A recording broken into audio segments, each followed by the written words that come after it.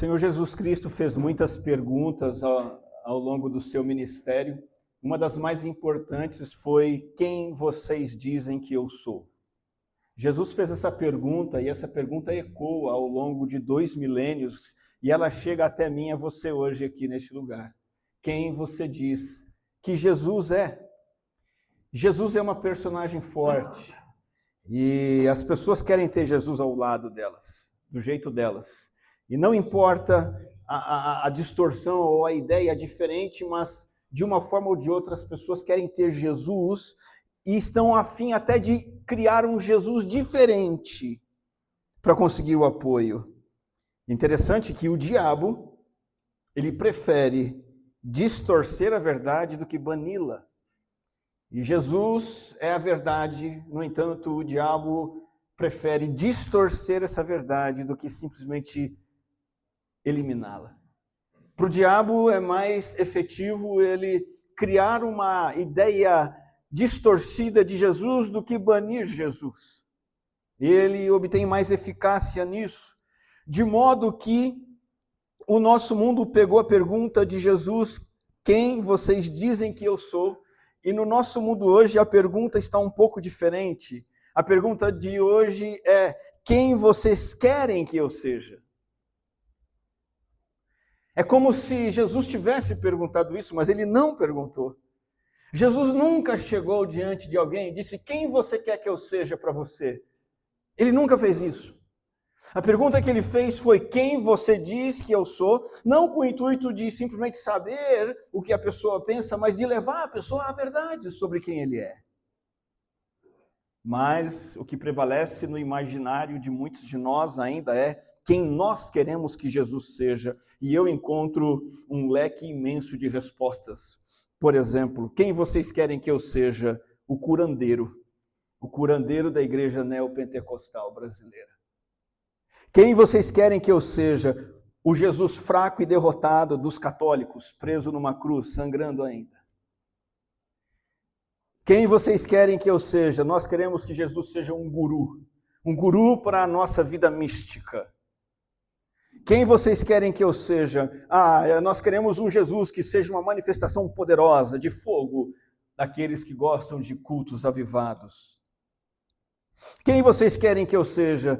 Eu quero que Jesus seja um coach para me ajudar no meu empreendimento, para me ajudar a progredir nos meus negócios.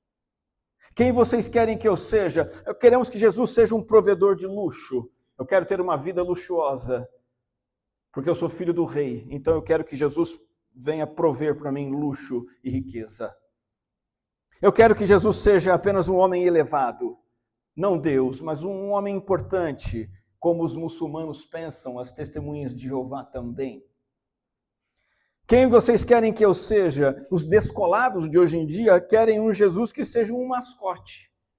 Um mascotinho que coloca na camiseta estampado. Quem vocês querem que eu seja? Talvez apenas Jesus, um amuleto da sorte, um nome forte para eu carregar comigo, para as coisas darem certo para mim. São conceitos criados sobre Jesus, que Jesus nunca pretendeu que nós tivéssemos. E ainda há outros conceitos mais genéricos de Jesus, tipo, Jesus é meu tudo, Jesus é o meu good vibes, eu fico zen, ele me dá aquela paz abstrata, morô.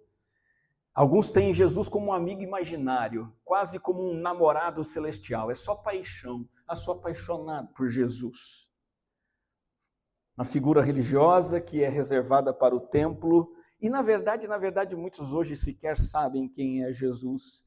Portanto, está claro, e eu estou propondo aqui, que a verdade a respeito de Jesus precisa ser resgatada. Pregada, cantada, entendida, aceita e vivida. E nessa série de mensagens que nós começamos hoje, aproximadamente 20 sermões, nós vamos até o fim do ano, nós vamos abordar muitas faces de Jesus, não segundo o nosso entendimento, o que nós queremos, não o que nós queremos que Jesus seja, mas as faces, algumas delas, que são apresentadas sobre Jesus nos evangelhos. A fonte segura de informação e conhecimento sobre o nosso Senhor e Salvador Jesus Cristo. Nós vamos caminhar por 4 fases da vida de Jesus, a parte da vinda dele ao mundo, a sua infância, a etapa em que ele é visto como um rabi, um mestre no seu ministério, depois o nosso substituto e a 4ª fase, a manifestação dele como nosso rei.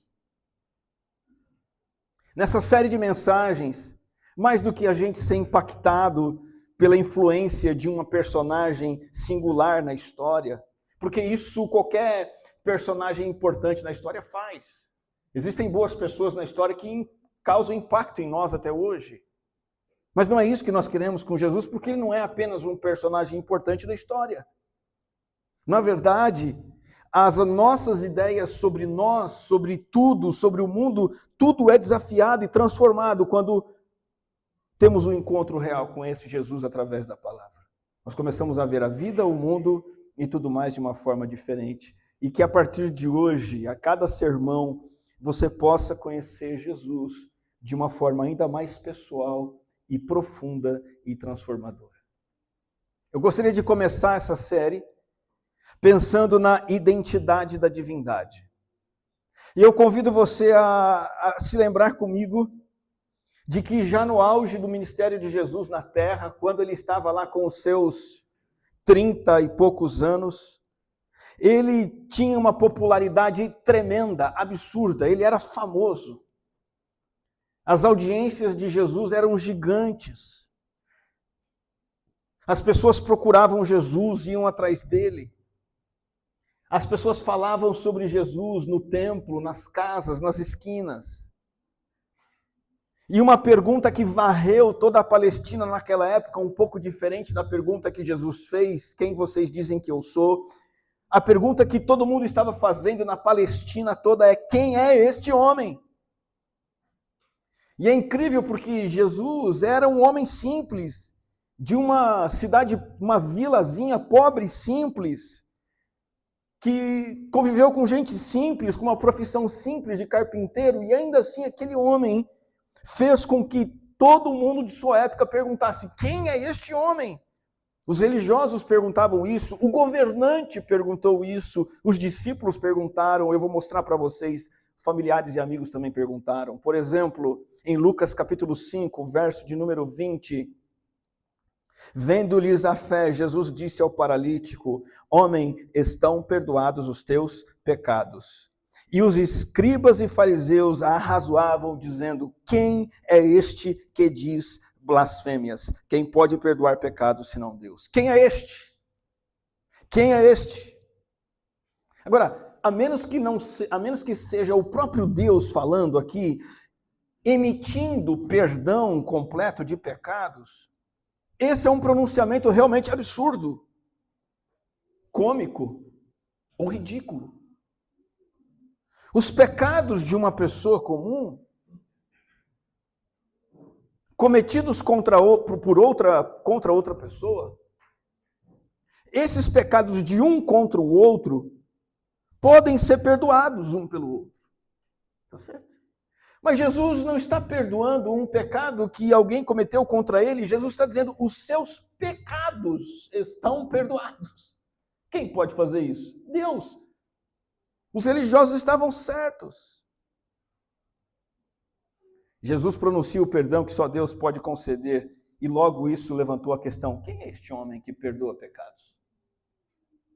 Quem é este homem? Lucas 9:9, Herodes, o governador, Herodes Antipas, que governava toda a Galileia. Herodes, porém, disse: eu mandei decapitar a João. E olha a pergunta de Herodes, de novo: quem é, pois, este? Quem é este? Assim como os religiosos, Herodes também está perguntando: quem que é este? A respeito do qual tem ouvido tais coisas. Herodes se esforçava por ver este homem da Galileia. Ele soube da fama de Jesus. Herodes era o governante e sabia que um homem estava arrastando multidões, que estava curando, ensinando coisas diferentes. E ele ficou tão apavorado que, dentre as muitas possibilidades, ele pensou assim: será que esse camarada é o João Batista? Herodes mandou decapitar João Batista pouco tempo antes, porque João Batista estava denunciando que ele era um promíscuo, que ele tinha um caso extraconjugal com a mulher de outro camarada, e esse camarada era irmão dele. Então ele pegou a esposa do próprio irmão, João Batista o denunciou, e isso culminou com João sendo decapitado, e agora ele está assustado. João voltou dos mortos. Quem é este? Em Marcos 4, os discípulos que já seguiam Jesus não sabiam quem é Jesus. Já estavam seguindo Jesus por um bom tempo, mas possuídos de grande temor, diziam uns aos outros: quem é este? Que até o vento e o mar lhe obedecem. Os seguidores de Jesus estão perplexos com as palavras, as obras de Jesus. Eles já reconheceram que Jesus é o Messias, mas agora se mostram confusos. Por quê? Porque ele acalmou uma tempestade. Algo tremendo. Aqueles elementos poderosos da natureza, o vento forte, as ondas. Jesus chamou a atenção desses elementos poderosos como se dá uma ordem para uma criança. Lembra? Jesus diz: acalma, cessa. E tudo se acalma. Os discípulos olham para ele: uau, quem que é esse homem? Os religiosos, o governante, os discípulos e, por fim, pessoas próximas de Jesus, familiares, amigos. Lá em Marcos 6, o Evangelho diz o seguinte: tendo Jesus partido dali, foi para a sua terra, sua cidade, origem.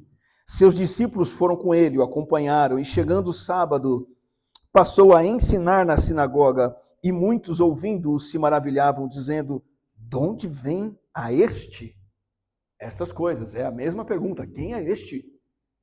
Que sabedoria é essa que lhe foi dada? E como se fazem tais maravilhas por suas mãos? Não é este? Quer dizer, a gente conhece ou a gente acha que conhece, mas quem é? Ele não é o carpinteiro? Ele não é o filho de Maria? Ele não é irmão do Tiago, José, Judas e Simão? Maria já tinha dado 4 irmãos para Jesus e mais muitas irmãs. Não vivem aqui entre nós suas irmãs, não sabemos quantas. Maria foi uma mulher fértil. Aqui nós sabemos, com Jesus tem pelo menos 4 irmãos, Jesus e irmãs, no mínimo 2. Então Maria teve no mínimo 7 filhos. Talvez 10. Era comum na época. O fato é, o importante é que eles se escandalizavam. Eles não sabiam reconhecer quem era este homem. Ele retornou para Nazaré, a pequena vila no norte da Galileia, onde ele foi criado. Ele ficou um bom tempo fora e quando volta, esperavam ver aquele pequeno menino Yeshua, filho do casal, Maria e José, o carpinteiro. Ficaram espantados e confusos com a sabedoria e os milagres de Jesus e não quiseram crer nas evidências. Quem é este? Atualmente, muitos tomam conhecimento de Jesus, sentam-se na cadeira de uma igreja, vêm ao culto, sabem sobre ele, sobre seus milagres e reagem de diversas formas inadequadas. Muitos olham e dizem: é mito, esse Jesus é mito, não é real, é uma figura religiosa apenas. Outros, como na época de Jesus, dizem: não, isso é obra maligna. Falaram que Jesus tinha um poder oriundo do mal, do diabo. Outros, e talvez a maioria, vão aceitar as bênçãos de Jesus, mas vão rejeitar o abençoador. João 2, 23 diz: estando ele em Jerusalém durante a festa da Páscoa, muitos vendo os sinais que ele fazia, creram no seu nome. Preste atenção nisso. Creram no nome de Jesus. Mas o próprio Jesus não se confiava a eles. Jesus não caía naquela conversa. Jesus não se deixava enganar. Por quê? Que conhecia todos, sabia muito bem que fé era aquela, que crença era aquela, e não precisava de que alguém lhe desse testemunho a respeito do homem, porque ele mesmo sabia o que era a natureza humana. Esses versículos nos mostram que pouca gente vê os sinais miraculosos de Jesus como evidências de que encontraram uma pessoa especial, como evidências de que devem considerar quem é essa pessoa e levar essa pessoa a sério. Poucos. Um desses poucos naquela época, que olharam para o que Jesus estava fazendo, ensinando, e se preocuparam com ele, a pessoa dele, não apenas com o que ele fazia, com os seus milagres. Um dos poucos se chamava Nicodemos. Nicodemos era talvez o principal ou um dos 3 principais líderes político-religiosos de Israel naqueles dias. Ele era um dos 70 do Sinédrio, ou seja, um dos 70 homens importantes do Supremo Tribunal Judaico da época, e estava no topo desses 70. Este homem importantíssimo era um dos fariseus que se interessou pela pessoa de Jesus. Em João 3, na sequência de João 2, nós acabamos de ler que Jesus não dava crédito para as pessoas, mas na sequência Nicodemos entra na jogada. Havia entre os fariseus um homem chamado Nicodemos, um dos principais dos judeus. Este, de noite, foi ter com Jesus e lhe disse: Rabi, sabemos que és mestre vindo da parte de Deus, porque ninguém pode fazer estes sinais que tu fazes se Deus não estiver com ele. Veja, Nicodemos é um homem convicto e aparentemente satisfeito com as verdades que ele conhecia tão bem, que ele professava e pregava. Só que, em toda a sua certeza, ele considerou que precisava investigar Jesus. Diferentemente de todos que criam, e Jesus sabia que não havia solidez naquela fé, Nicodemos entendeu que precisava identificar exatamente quem era aquele homem. Porque Nicodemos presenciou curas genuínas.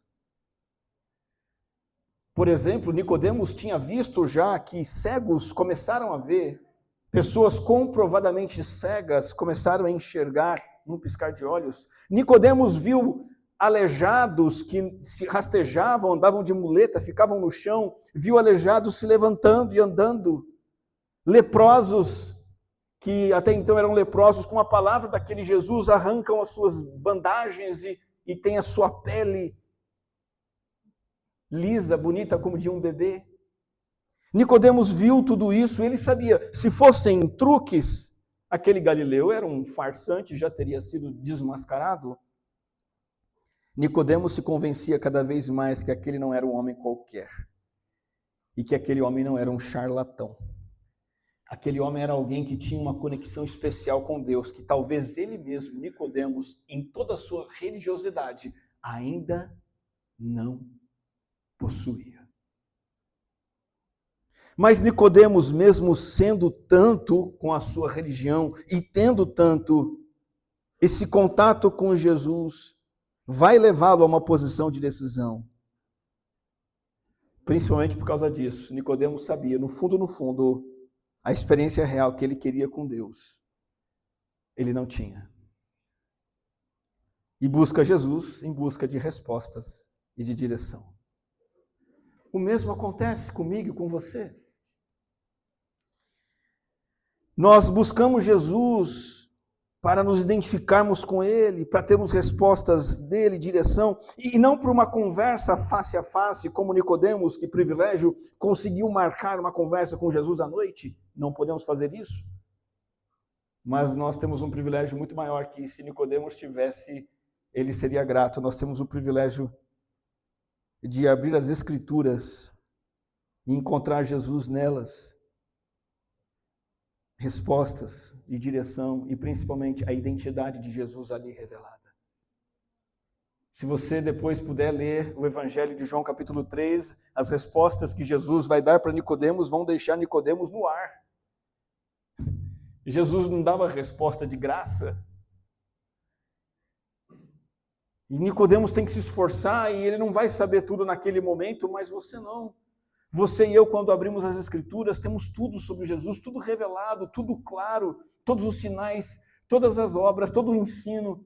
tudo que foi falado sobre ele no Antigo Testamento, tudo que é falado sobre Jesus no futuro em Apocalipse, se nós temos tudo isso, nós podemos encontrá-lo.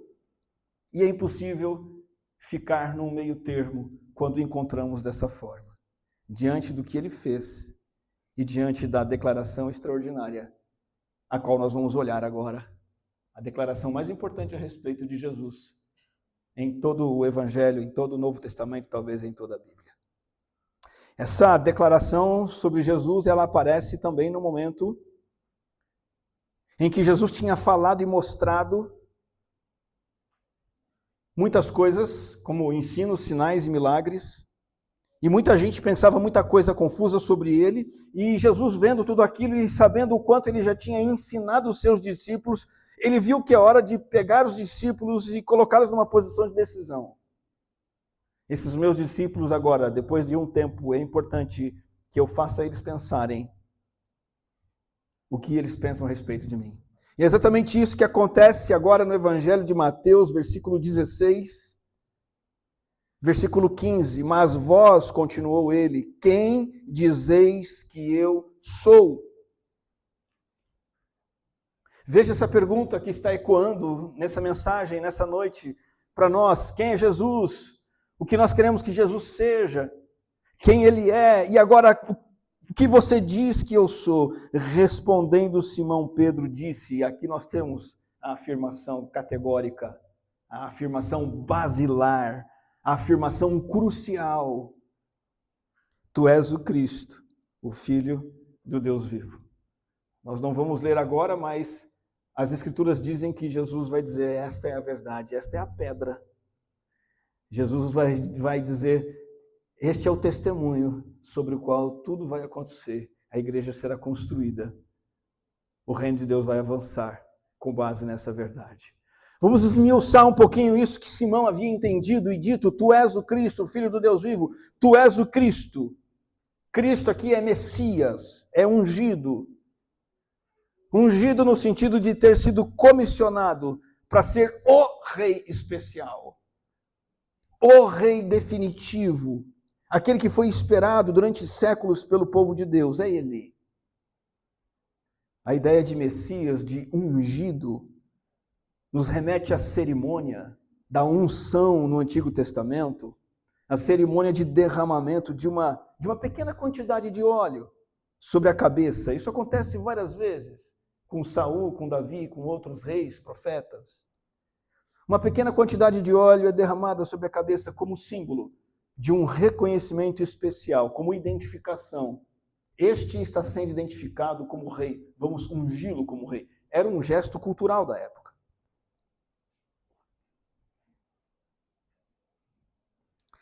O que está acontecendo aqui, quando Pedro diz assim, tu és o Cristo, Pedro está dizendo, tu és aquele que foi prometido desde a eternidade passada.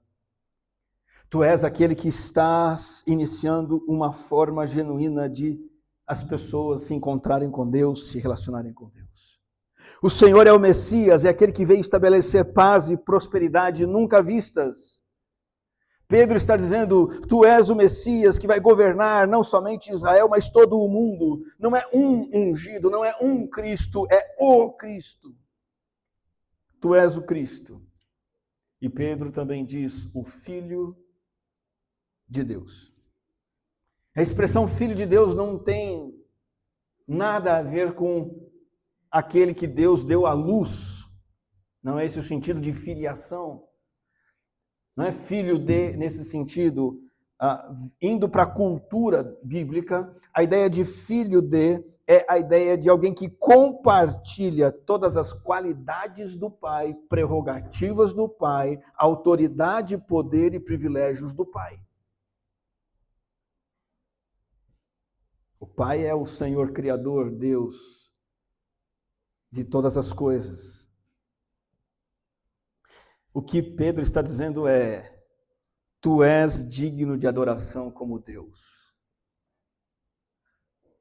Assim como Deus tem sido adorado ao longo dos séculos no templo, assim este deve continuar sendo adorado, porque este é aquele que foi adorado no templo e continua sendo o mesmo.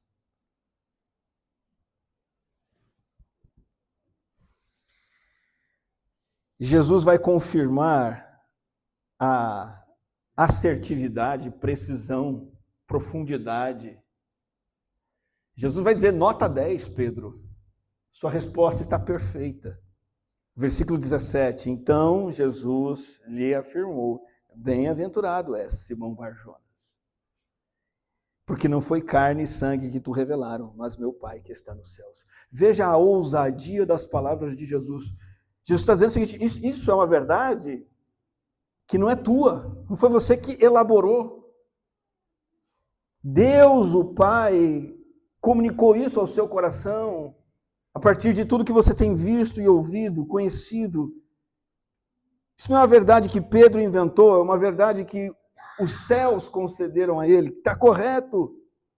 Portanto, é impossível ou ilógico ficar no meio termo. Você não pode ficar vivendo uma vida em que Jesus é um curandeiro para você, em que Jesus é o camarada que você vai se encontrar de domingo e cantar para ele. Não existe meio termo, ou você aceita essa identidade de Jesus, ou você não aceita nada. Essa identidade divina, essa identidade de dignidade, senhorio, suas obras, seu ensino. Não há como você dizer que professa fé em Jesus e, na prática, rejeitar o que ele realmente é. Um teólogo importante, conhecido, vai dizer o seguinte sobre isso. Ou esse homem era e é o Filho de Deus, ou então um louco ou algo pior. Você pode descartá-lo como sendo um tolo, é um bobo, deixa ele de lado. Ou você cospe na cara dele e mata, porque ele é um demônio. Ou então você cai de joelhos diante dele e o chama de Senhor e Deus, porque foi isso que ele disse que ele era. Foi isso que ele demonstrou ser.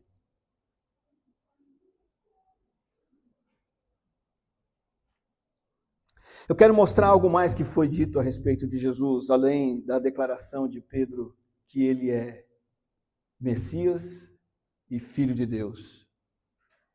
Passaram-se algumas décadas, Jesus terminou sua obra, morreu, ressuscitou, subiu ao céu, o Espírito Santo desceu, a igreja se espalhou e muita gente já começou a distorcer a verdade sobre Jesus, começou a rejeitar a verdade sobre Jesus, negar a Jesus pelo modo como viviam, vivendo uma vida a seu bel prazer. Depois de algumas décadas, João ainda estava vivo, todos os discípulos tinham sido martirizados, João, o apóstolo, ainda estava vivo. Ele escreveu um evangelho, que é o evangelho de João, com a resposta a esses problemas e confusões sobre Jesus. E nesse evangelho, João, de maneira muito clara, vai dizer o que ele quer com o evangelho, onde ele quer chegar com os 21 capítulos do evangelho. E ele diz isso no capítulo 20, verso 30. João diz, na verdade, aqui nós estamos 6, 7 décadas, talvez 5 a 7 décadas depois de Jesus ter subido aos céus. João diz, na verdade, Jesus fez diante dos discípulos muitos outros sinais que não estão escritos nesse livro. Estes, porém, foram registrados para que creiais. De novo, que Jesus é, olha a declaração de Pedro, é a mesma, o Cristo, o Messias, ungido, o Rei prometido, que veio trazer vida com Deus, veio governar, veio restaurar. Nele, ele veio trazer paz. Ele é o Cristo, ele é o Messias, e ele é o Filho de Deus. Ele tem a imagem de Deus, ele tem a identidade divina, ele é o Deus adorado. E para que, João acrescenta, crendo, tenhais vida em seu nome. E aí João vai começar o seu evangelho apresentando a Cristo com um termo novo para a sua época. Nós lemos versículos finais de João, capítulo 20, vamos para o capítulo 1. Em João, capítulo 1, verso 1, João vai dizer, lembra, ele está refutando mentiras sobre Jesus, está confrontando pessoas que não levam Jesus a sério.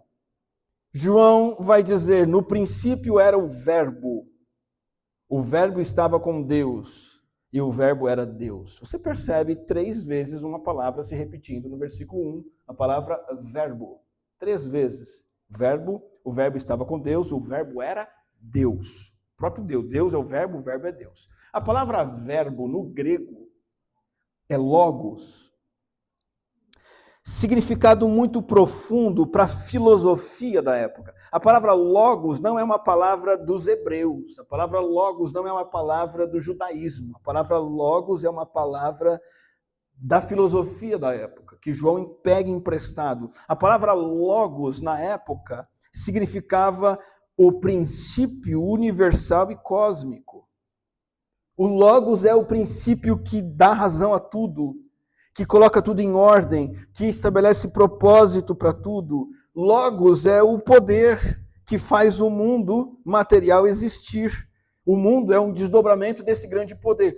Os filósofos não entendiam que o mundo era obra do acaso. Os filósofos entendiam que havia um logos por trás. O João vai dizer, bom, o Deus transcendente, o Deus poderoso das Escrituras, que Gênesis diz que criou o universo, que a Bíblia diz, o Deus que a Bíblia diz que planejou, criou, ordenou, sustenta todas as coisas, esse Deus das Escrituras é o Logos. E ele vai dizer, o Filho de Deus é o Logos. Ele é o próprio Deus. Quem é Jesus para você? É qualquer um? É um amigão? Um namorado celestial? É um curandeiro, um santo forte, um amuleto? Quem é Jesus? Quando João diz, no princípio era o Verbo, ele está dizendo assim, no princípio estava sendo o Verbo. Não que no princípio o Verbo surgiu, mas que no princípio ele já estava existindo desde tempo indeterminado. Não há como identificar um momento em que ele iniciou. João está dizendo, ele pré-existe. Jesus pré-existe, existe antes da eternidade passada.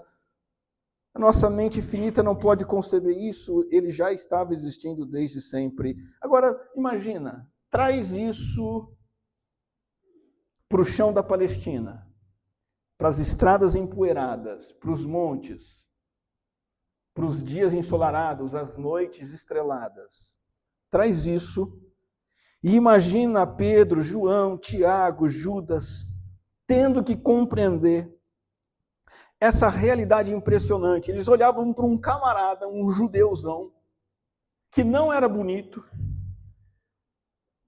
que era cascudo, carpinteiro, rabi, talvez tinha até um sotaque meio irritante, porque ele não era da metrópole, ele era do interior. Eles estão olhando esse homenzão e tendo que aceitar que aquele era Deus que havia se tornado homem. Loucura, né? Imagina eles dormindo ali a céu aberto, muitas das suas viagens foi assim, debaixo das estrelas, junto do Senhor Jesus, talvez numa noite de verão, perto ali do Mar da Galileia. Você pode imaginar Pedro e João, qualquer um dos outros também caminhando à noite, e aí coloca a mão no queixo, olha ali, aquele camarada dormindo, roncando. Será que é verdade? Este homem é o Deus eterno? Colossenses capítulo 1, verso 15 diz que este é a imagem do Deus invisível. Sim, ele é. Ele é o primogênito de toda a criação.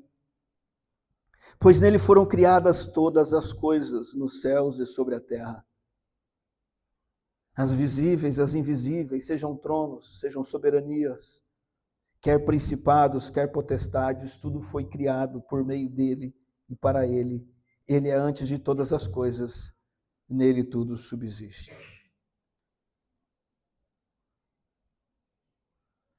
Jesus não é quem você quer que ele seja. Aquele homem de Nazaré é Deus encarnado. Foi assim que ele se apresentou ao mundo. É assim que ele se apresenta a você nessa noite, ao ecoar a pergunta: quem vocês dizem que eu sou? O Espírito Santo de Deus está questionando para você, aí no seu lugar, quem você diz que Jesus é? Você pode conhecer Jesus talvez há 50, 60 anos, ou apenas alguns meses, mas a pergunta é feita novamente. E é dessa maneira como Deus, homem, o Messias, o Filho de Deus, o Logos, que você deve aceitar ou rejeitar. Não é mais plausível formatar uma imagem de Jesus a qual você possa manipular. Então, eu quero finalizar com 2 lições para o nosso coração, pensando nas 2 perguntas que fizemos no início. Quem vocês dizem que eu sou? Jesus está perguntando. A pergunta de baixo, quem vocês querem que eu seja? Chega dessa pergunta, ela não vale mais. Não importa quem você quer que Jesus seja. O que importa é quem ele é. Primeira lição. Buscar o Jesus certo do jeito errado não serve para nada. A motivação equivocada e interesseira de buscar Jesus, de procurar um Jesus que seja uma mão na roda, você pode até estar procurando Jesus certo, na Bíblia certa, na igreja certa, mas se o jeito é errado, isso não vale de nada. Você estará buscando uma distorção da realidade sobre quem ele é, o que ele deseja. Hoje, neste domingo, você e eu precisamos parar e pensar: qual a versão customizada de Jesus eu formatei para mim? Jesus é o terapeuta que tem me oferecido autoajuda para eu me sentir melhor. Essa definição de Jesus é inválida. Isso é o Jesus que você quer que ele seja, ele não é. Qual é a sua versão customizada? Um personagem religioso que não se manifesta no seu dia a dia como o Senhor que tem autoridade, como o Senhor que dirige suas palavras, suas ações. Jesus está aqui, mas não está amanhã na sua vida diária. Esse é um Jesus customizado, ele não vale nada. Não serve para nada. Talvez o Jesus citado no início do sermão, o Jesus good vibes, pô, legal. Jesus me faz sentir bem. Jesus não quer fazer você se sentir bem. Buscar o Jesus certo do jeito errado não serve para nada. Segunda lição e última. A única relação correta com Jesus é aquela em que ele é o Cristo, o Filho de Deus, o Logos. Esse é o Jesus certo, buscado do jeito certo. Não é um amuleto da sorte, não é um garçom celestial disposto a servir a você o que você quer. Não é um psicólogo de autoafirmação, ele é o Logos, o verbo, o princípio, a razão. Se você existe é porque ele permitiu, se você respira é porque ele sustenta a sua respiração. Ele é o Messias, o prometido desde a eternidade, ele é o prometido das Escrituras para trazer restauração ao caos. Ele é o Filho de Deus, que tem as prerrogativas de Deus, deve ser adorado como Deus.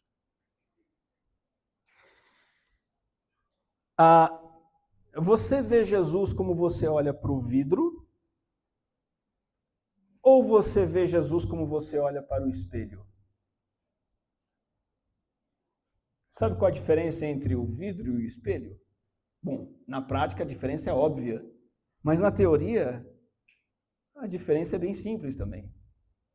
Em teoria, o vidro nada mais é do que dióxido de silício, que é translúcido, que transmite 90% da luz. Esse é o vidro. Mas se você pegar esse vidro e colocar nele uma fina camada de prata ou de alumínio, você deixa de ver a realidade. Então, quando você olha para o vidro, você vê através dele a realidade. Se você olha pelo vidro na rua, você vê pessoas andando, carro, sol, chuva. Se você olha pelo vidro, você vê a realidade. Mas se você olha no espelho, você vê a você mesmo. Quem é Jesus para você? Uma imagem no espelho? É você modelando o que você quer? Ou o que o vidro permite ver? Um rei que está no trono. Não é você quem o modela. Não é você quem dita as regras. Não é você quem faz exigências. É Ele quem determina as coisas. É Ele quem modela você. É Ele quem quer transformar você. É Ele quem diz para onde você deve ir e vir. É Ele quem estabelece as normas, os critérios, os princípios, os valores. Não é você quem vem e diz a Ele o que você quer. É Ele quem espera que você esteja pronto para ouvir o que Ele tem a dizer, quem Ele é, o lugar que Ele deve ocupar. É Ele quem está no trono. E nós estamos aos seus pés, curvados, obedientes, agradecendo, adorando e servindo e fazendo tudo exatamente conforme Ele ordena. Este é o Jesus do vidro e não do espelho. Vamos orar. Senhor, que o Senhor possa abençoar, Deus, esta igreja e nos abençoar à medida em que vamos conhecer mais sobre Jesus, conforme a Tua palavra apresenta. E que o conhecimento da verdade sobre Jesus possa nos transformar.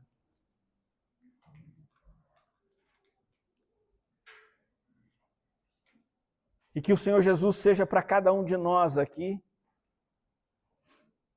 o Verbo como o Senhor de fato é.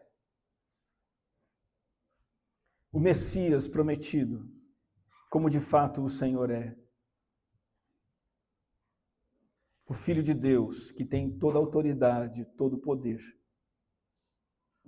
Não queremos olhar para o Senhor e ver a nós mesmos, os nossos interesses, os nossos sentimentos, os nossos sonhos, as nossas coisas. Isso é espelho, não queremos. Basta de nós mesmos. Estamos fartos de nós mesmos.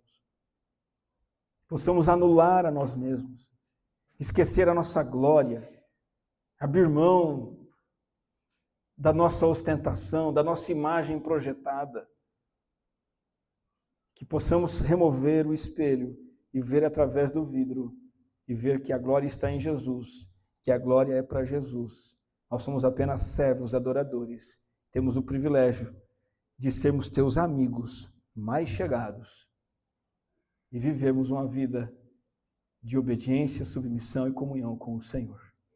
Louvado seja o teu nome, em teu nome que nós oramos. Amém.